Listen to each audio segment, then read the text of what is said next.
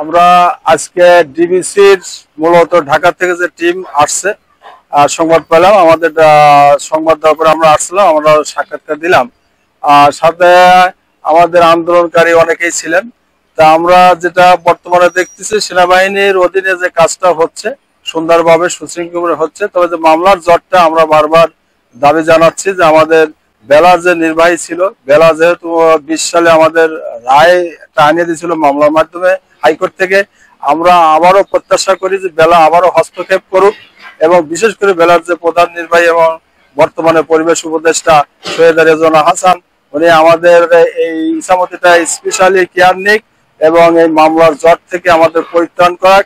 প্রায় 100 মামলা, এই মামলাগুলো তো আসলে অনেকটাই ভুয়ার উপরে আছে, যাদের অনেকটাই কাগজপত্র নাই, অনেকের হয়তো 2-1 আছে।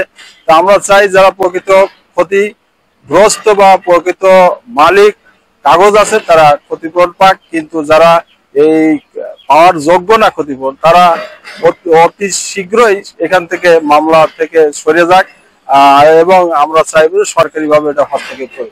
তবে এই কাজ দেখে যে কাজগুলো হচ্ছে, আপনারা দেখছেন যে পিছনের কাজগুলো হচ্ছে সুন্দরভাবে, এবং আমরা খুব আশাবাদী পাবনাবাসী যে খুব শীঘ্রই আমরা এই প্রবাহমান ইসামতি নদী দেখতে পাবো, নদী তার যৌবন ফিরে পাবে। ধন্যবাদ ওয়ান টিভিকে, ধন্যবাদ স্যার।